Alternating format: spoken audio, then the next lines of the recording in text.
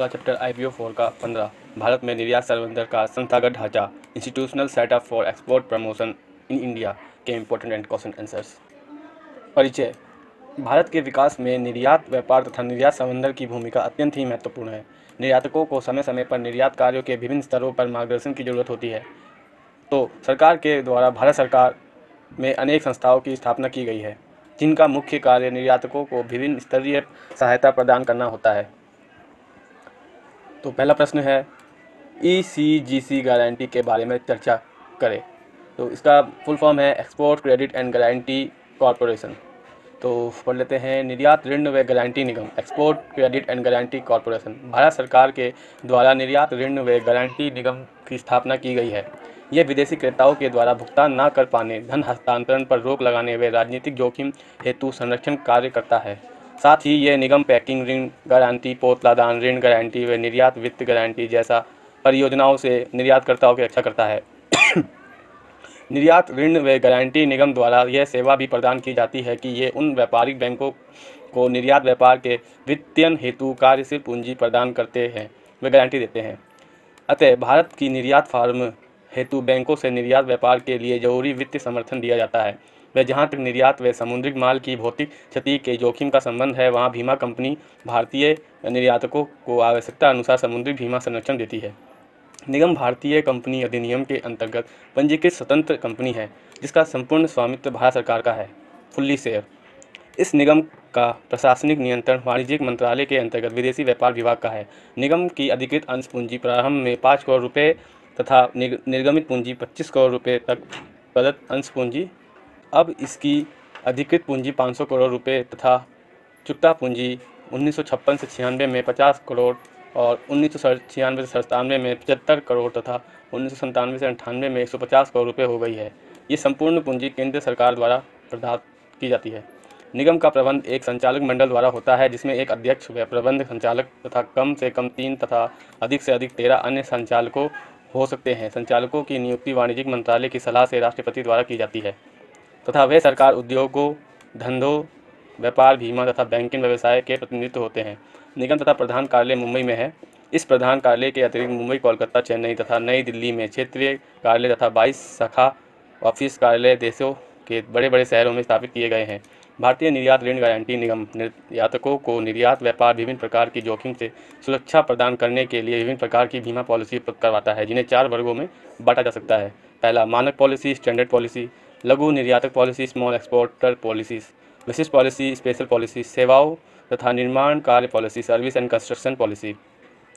तो ECGC ने निर्यातकों की आधार पात्रता में वृद्धि करने की दृष्टि से बैंकों की गारंटी प्रदान करने की एक योजना बनाई है, ताकि वे अपने बैंक करों से अच्छी व अधिक सुविधा प्राप्त कर सके। गारंटी तथा बैंकों की यह आश्वासन दिया जाता है कि यदि निर्यातक बैंक के प्रति अपनी देयता की पूर्ति करने में असमर्थ रहता है तथा जिसके फलस्वरूप बैंक को हानि उठानी पड़ती है, तो ECGC बैंक को बहुत हानि के बड़े अंश की भरपाई करेगा। शेष हानि के लिए बैंक को भी सह बीमाकर्ता होना होगा।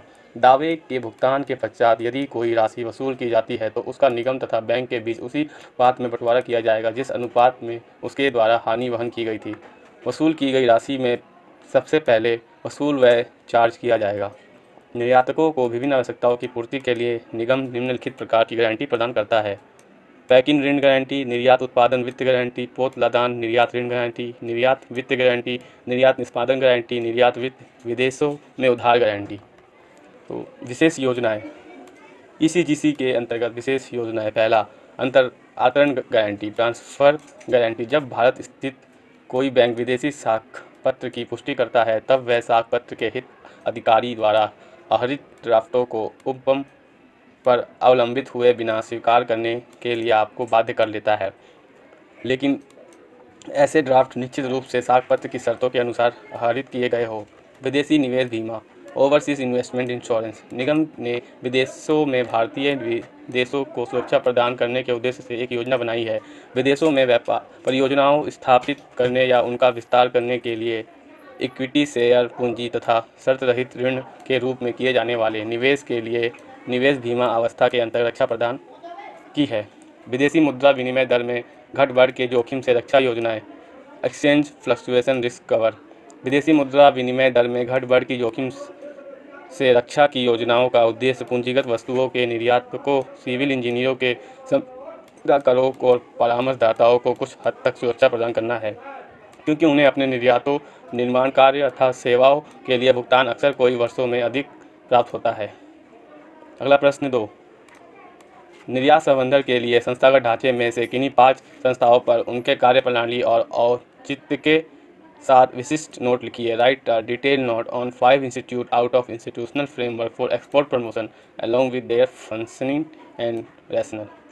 इसी प्रश्न को ऐसे भी पूछा है, उन संस्थाओं का वर्णन कीजिए जो भारत में निर्यात संवर्धन के लिए सरकारी नीति के निर्माण तथा परामर्श हेतु स्थापित की गई है। Describe those institutions which have been established for formulating and advice of government policy for export in India। तो निर्यात संवर्धन परिषद तथा वस्तु बोर्ड। भारत में निर्यात संवर्धन हेतु स्थापित संस्थागत ढांचे के अंतर्गत निर्यात संवर्धन परिषद, निर्यात विकास प्राधिकरण व वस्तु बोर्ड मुख्य संस्थाएं हैं। इसकी स्थापना विशिष्ट वस्तुओं व औद्योगिक क्षेत्रों हेतु निर्यात संवर्धन प्रयास की सेवा हेतु की गई है। आज 22 निर्यात परिषदें, 2 निर्यात विकास प्राधिकरण व 9 वस्तु बोर्ड हैं, जिन्हें विशिष्ट उत्पादों व सेवाओं के निर्यात संवर्धन कार्य सौंपा गया है। तो इसके मुख्य कार्य की विवेचना करेंगे। पहला, निर्यात संवर्धन परिषद। निर्यात संवर्धन परिषद के मुख्य कार्य निम्नलिखित है। एक्सपोर्ट प्रमोशन काउंसलिंग, विपणन सहायता, मार्केटिंग असिस्टेंट, बाजार सूचनाओं की निरंतर पुष्टि, continuous feedback of market information, उद्योग के पक्षवक्ता, माउथ पीस ऑफ इंडस्ट्री, उत्पाद उद्योग, व्यापित प्रोडक्ट एंड इंडस्ट्री कवरेज। वस्तु बोर्ड, कमोडिटीज़। वस्तु बोर्ड एक संविधिक निकाय है जो कृषि के विकास, उत्पादकता बढ़ाने, प्रक्रमण, अनुसाधन व विकास एवं विपणन हेतु जिम्मेदार है। यहाँ सरकारी उद्यमों को प्रोत्साहन देकर, गुणवत्ता को बढ़ाकर व नीलामी आदि के द्वारा वस्तुओं का वितरण करके उत्पादकों को पर्याप्त पारिश्रमिक देता है। आज 9 वस्तु बोर्ड हैं। पहला, चाय, कॉफ़ी, तंबाकू, रबड़, नारियल, जटा व पत्त, इलायची, मसाले, हस्तकरघा व हस्तलिपि, रेशम बोर्ड। ये हमारे 9 वस्तु बोर्ड हैं। और भारत में निर्यात संवर्धन के लिए सरकारी नीति के निर्माण व परामर्श हेतु स्थापित की गई सरकारी नीतियाँ निम्नलिखित हैं। पहला, निर्यात संवर्धन बोर्ड, एक्सपोर्ट प्रमोशन बोर्ड। निर्यात संवर्धन बोर्ड में लगे हुए अलग अलग मंत्रालय में ज़्यादा समन्वय हेतु निर्यात संवर्धन की स्थापना की गई है। यह संवर्धन कैबिनेट से सेक्रेटरी के अध्यक्षता में कार्य करते हैं। वे निर्यातकों की नीति अथवा आधारित संरचना संबंधी सहायता करते हैं। व्यापार बोर्ड, बोर्ड ऑफ ट्रेड, नियमित रूप से परामर्श को आश्वासित करने व भारतीय विदेश व्यापार नीतियों का प्रक्रियाओं के अनुसरण व समीक्षा हेतु भारत सरकार ने एक व्यापार बोर्ड की स्थापना करके इसमें वाणिज्यिक तथा अन्य महत्वपूर्ण मंत्रालय व्यापारों तथा उद्योगों में सम्मिलित किया है। शिकायत निवारण समिति, ग्रीवांस रेडरेसल कमेटी। यह समिति शिकायतों तथा सुझावों हेतु स्थापित की गई है। इसमें शिकायतों का निवारण किया जाता है। इस समिति का मुख्य उद्देश्य शिकायतों का निवारण कर एक विदेश व क्षेत्रीय लाइसेंस प्राधिकरण के प्रधान की अध्यक्षता में शिकायत समितियां बनाना होता है। शिकायत समिति को निर्धारित प्रोफार्मा में संबंध लाइसेंस प्राधिकरण की शिकायत सेल को भेजा जा सकता है। विदेशी व्यापार महानिदेशक, DGFT, वाणिज्यिक तथा उद्योग मंत्रालय के अंतर्गत DGFT एक महत्वपूर्ण कार्यालय है जो भारत की निर्यात आयात नीति निर्धारण व कार्यान्वयन में सहायता दी जाती है। DGFT के कार्यालय में एक निर्यात कमिश्नर होता है जो सभी निर्यात संवर्धन योजनाओं हेतु एक नोडल बिंदु पॉइंट का काम करता है। क्षेत्रीय लाइसेंस कार्यालय नीति सुविधा केंद्रों का कार्य करता है। महानिदेशक वाणिज्यिक अधिसूचना एवं सांख्यिकी यानी DGCI इस विभाग को भारत के विदेश व्यापार संबंधी आंकड़ों में संकलन व प्रकाशन का कार्य सौंपा गया है। भारत के विदेश संबंधी प्रकाशनों में निकालता है। इसके मुख्य प्रकाशन निम्नलिखित हैं। Monthly statistics foreign trade, monthly press note of foreign trade, monthly brochures of foreign trade statistics of India, principal commodity and countries, Indian trade classification based on harmonised community prescribe of coding system, international trade journal. वस्त्र मंत्रालय, ministry of textile, यह सरकार का मंत्रालय है जो कि वस्त्र क्षेत्र अथवा रेशम, पटसन व हस्तलिपि आदि हेतु बनाया गया है। इनसे सलाहकार बोर्ड अपने बनाए गए अधिकारों की निम्नलिखित है।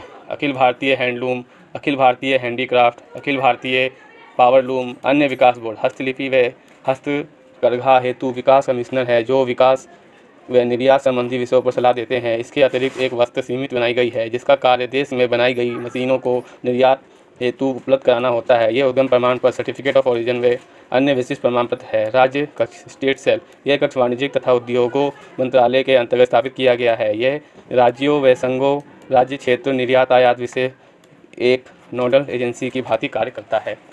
विकास कमिश्नरी व लघु उद्योग development commissioner small scale industry organisation, ये निदेशालय दिल्ली में स्थित है। इसका विस्तार सभी राज्यों व संघ राज्यों क्षेत्रों में है। साथ ही यह लघु तथा कुटीर उद्योग इकाइयों के निर्यात संबंधी सेवाओं का विस्तार करता है। इसके मुख्य कार्य निम्नलिखित है। पहला, लघु उद्योग की निर्यात क्षमता बढ़ाना, निर्यात प्रशिक्षण काम कार्य बनाना, सूचना एकत्रीकरण व प्रसारित करना, वह इकाइयाँ एकत्र करना जो निर्यात बाजार विकसित करती है, लघु उद्योगों की समस्याओं को सुलझाना। नेक्स्ट है प्रश्न 3, व्यापार संबंधी। ITPO निर्यातकों को अनेक विपणन प्रयासों में सहायता करता है। तो भारतीय व्यापार संवर्धन संगठन, Indian trade promotion organisation ITPO, Bharat सरकार संवर्धन यानी प्रमोशन संगठन की स्थापना भारतीय व्यापार मेला प्राधिकरण, trade fair authority of India व व्यापार विकास प्राधिकरण, ट्रेड डेवलपमेंट अथॉरिटी को मिलाकर की गई है।